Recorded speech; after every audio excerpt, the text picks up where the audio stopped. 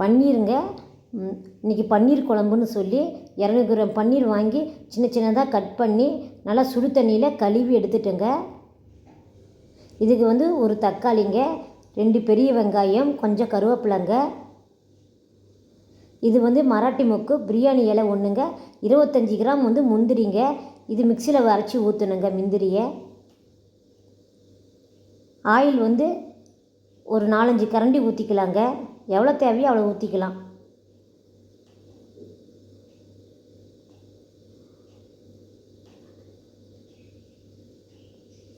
நான் 4-5 கரண்டி ஊற்றிட்டேங்க.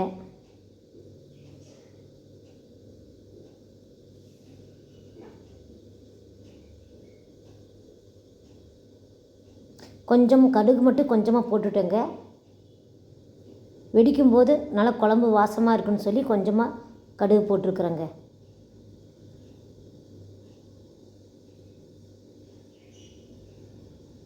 அப்புறம் வந்து பெரிய வெங்காயம் ஒன்றுங்க, கருவேப்பிலை, தக்காளிங்க,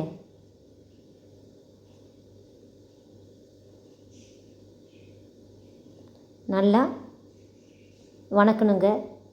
கொஞ்சம் சிகப்பாக வர வரைக்கும் தக்காளி வேகிறதுக்கு நல்லா சிகப்பாக வர வரைக்கும் வணக்கணுங்க. மராட்டி மொக்கு ஒரு பிரியாணி இலைங்க.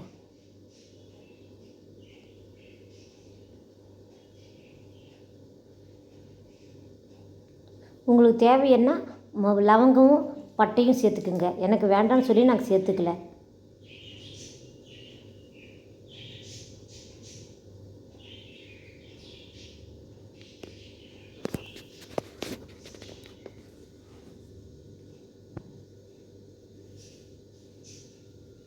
தேவையான அளவு உப்பு சேர்த்துக்கணுங்க.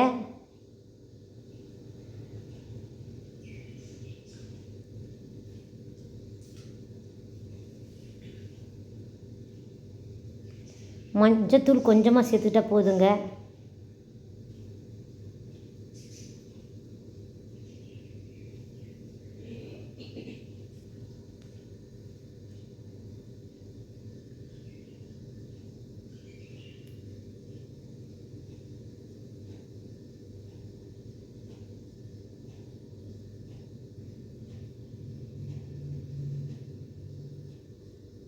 நல்லா வணக்கணுங்க. நல்லா பச்சை வாசம் போகிற வரைக்கும் வணக்கணுங்க. வெங்காயம் தக்காளி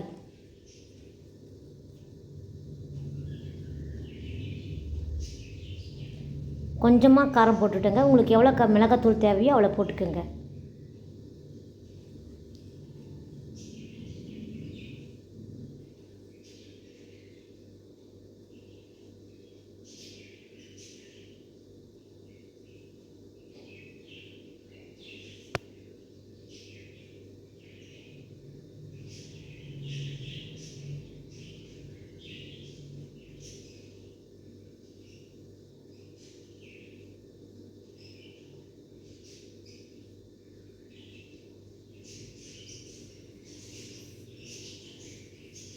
கொஞ்சமாக கறி மசாலா சேர்த்துட்டு ஒரு கரண்டி கறி மசாலா சேர்த்துருக்குறேங்க.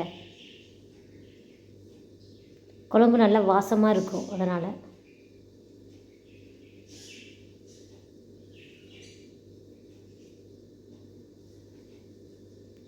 ஒரு கிளாஸ் தண்ணி ஊற்றணுங்க.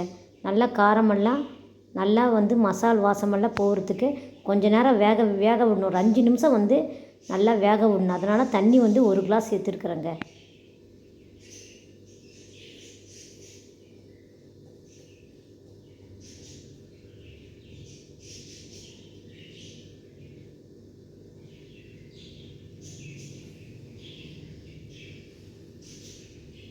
ஒரு 5 நிமிஷம் மூடி வைக்கணுங்க.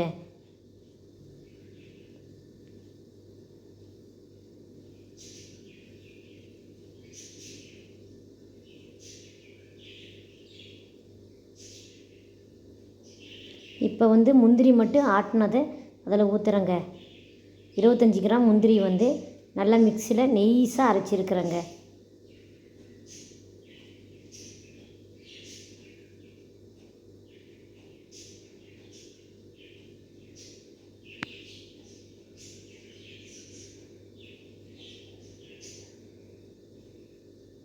இதில் வந்து உப்பு காரமெல்லாம் கரெக்டாக இருக்குதான்னு பார்த்துக்கணுங்க.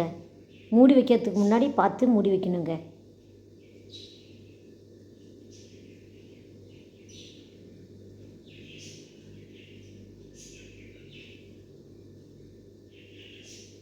ஒரு 5 நிமிஷம் மூடி வச்சா நல்லா கலராக இருக்குங்க. தக்காளியே மிளகாத்தூள்லாம் போட்டதுனால நல்லா சிகப்பாக கலர் வந்துடுங்க.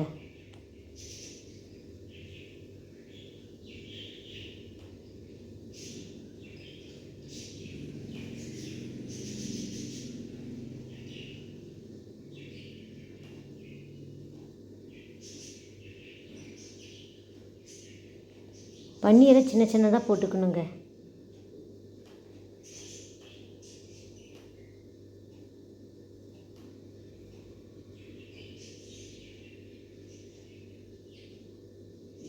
பன்னீர் போட்டால் ஒரு 10 நிமிஷம் வந்து வேக விடணுங்க.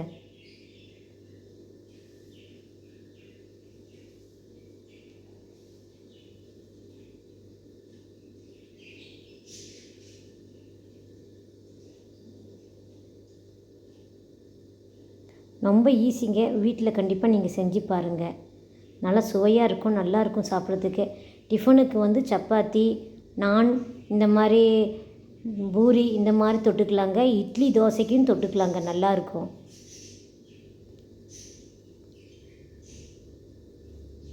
அப்படியே பெல் பட்டன் அழுத்திடுங்க, லைக் பண்ணிவிடுங்க. நான் எந்த வீடியோ விட்டாலும் உங்களுக்கு கண்டிப்பாக வந்துடும்.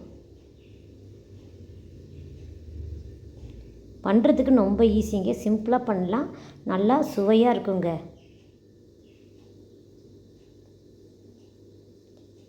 சின்ன பிள்ளைங்க, பெரியவங்க எல்லாருமே சாப்பிடுவாங்க, விரும்பி சாப்பிடுவாங்க.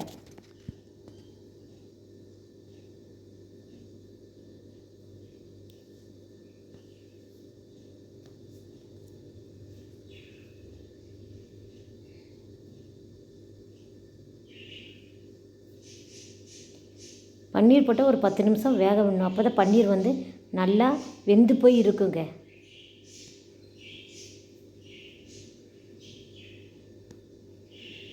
பாருங்கள், நல்லா வெந்துடுச்சு.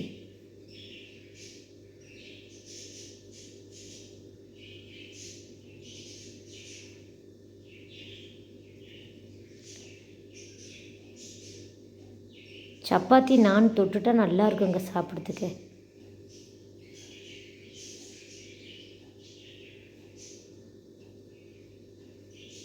ஒரு 1/4 மணி நேரத்தில் ரெடி ஆகிடுங்க.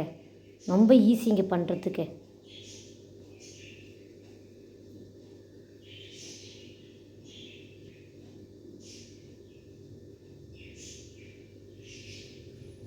நீங்களே பண்ணி பாருங்கள். ரொம்ப ஈஸியாக இருக்கும் பண்ணுறதுக்கு, நல்லா சுவையாக இருக்கும். இன்னொரு தடவை செஞ்சு சாப்பிட்லாமா இருக்கும் உங்களுக்கு. ஒரு தடவை செஞ்சு சாப்பிட்டா நல்லா இருக்குது, இன்னொரு தடவை செஞ்சு சாப்பிட்லாமா அப்படி சொல்லி நீங்களே செஞ்சு சாப்பிடுவீங்க.